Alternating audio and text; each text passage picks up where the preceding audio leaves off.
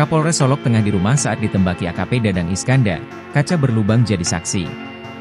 Misteri 6 selongsong peluru dari pistol jenis HS milik Kabak Ops Polres Solok Selatan AKP Dadang Iskandar di rumah dinas Kapolres Solok Selatan AKBP Arif Mukti akhirnya terjawab.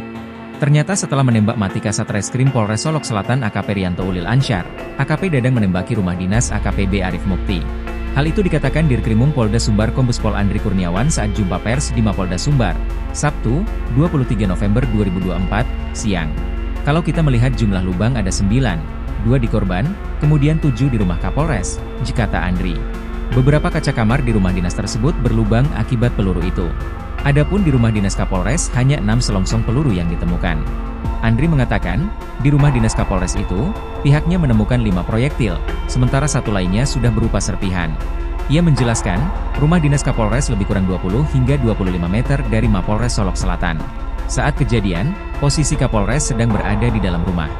Arif Mukti dipastikan tidak terkena tembakan.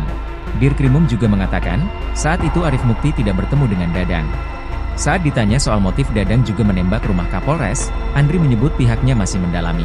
Sebelumnya diberitakan, kasus polisi tembak polisi terjadi di Mapolres Solok Selatan, Sumatera Barat, sekitar pukul 00.43 WIB, Jumat, 22 November 2024. AKP Dadang Iskandar 2 kali menembak AKP Ulil di bagian wajah dalam jarak dekat. Setelah menembak AKP Ulil, AKP Dadang langsung menyerahkan diri ke Polda Sumatera Barat. Dirreskrimum Polda Sumatera Barat Kombes Pol Andri Kurniawan menjelaskan motif AKP Dadang Iskandar, menembak mati AKP Rianto Ulil Ansyar. Dia mengatakan, AKP Dadang tidak senang AKP Ulil menangkap rekannya yang diduga pengusaha tambang ilegal. Dadang telah ditetapkan sebagai tersangka dan dijerat dengan pasal berlapis, yaitu pembunuhan berencana pasal 340 KUHP subsidiar pasal 338, subsidiar pasal 351.